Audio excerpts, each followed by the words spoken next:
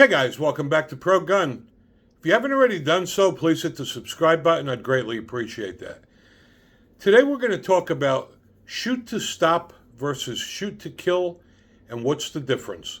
I've had a lot of people ask me what the difference is, so I'm going to explain that right here. We train to stop the threat, not kill. And we do that by shooting at center mass. Law enforcement practices that as well. People that watch too many TV shows and cop shows, law enforcement doesn't train to take 2 shots to the body and 1 to the head.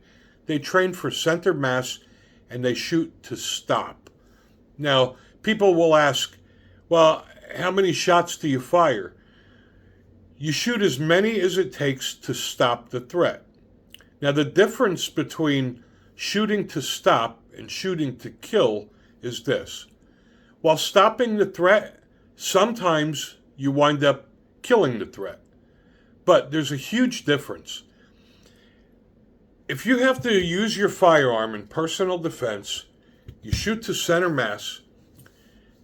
If you fire 1 shot, they go down, they drop their weapon, they raise their hands, you've stopped the threat.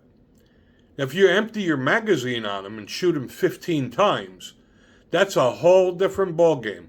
And I'm sure the jury will look at that totally different.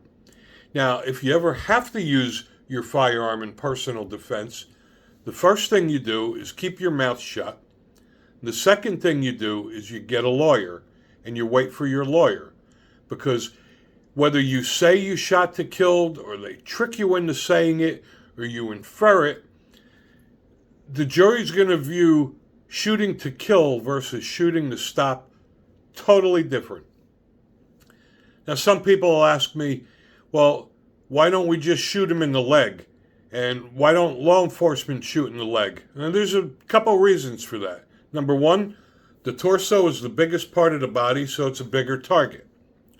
Number two, if you shoot someone in the leg, you're not necessarily stopping the threat. Someone that's shot in the leg they may not be able to walk, but they can still draw their firearm and unload their magazine on you. So you didn't stop the threat. Thirdly, you don't want to shoot to stop and wind up killing the person and go to court and say, well, I didn't mean to kill him. I only meant to hurt him or wound him. That's going to come across totally different, right? If you say that you only wanted to wound them, the first thing the jury is probably going to do is view it as, well, the threat wasn't really imminent, and you couldn't have viewed it as a serious threat on your life because you only wanted to wound them, not kill them.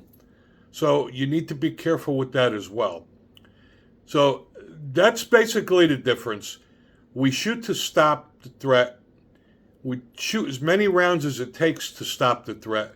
But once the threat is neutralized, whether they happen to die or whether they're incapacitated or they raise their hands or they put their weapon down, once the threat is stopped, you stop shooting.